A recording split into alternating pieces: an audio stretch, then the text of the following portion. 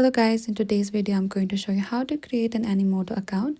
Animoto is a simple video creation platform that helps you make professional videos for YouTube, Instagram, school projects and small businesses.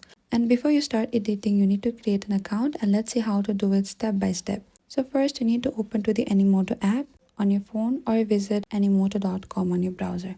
And then once the app opens, you need to look for the sign up or create account. Over here, select create account. So what you have to do is type down your full name, your email address and the password as well to create an account.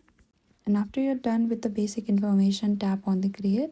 And after that, Animoto may ask you a few simple questions like what you want to use Animoto for, such as YouTube videos for the business purpose or personal purpose.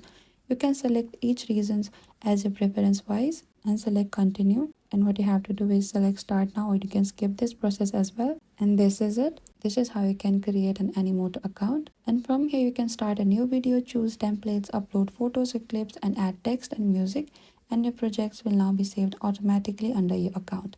And this is it. Thank you for watching this video. I hope I could help you on how to create an Animoto account. Please don't forget to like, subscribe and comment down below if there's any confusions, and we will reach out to you very soon.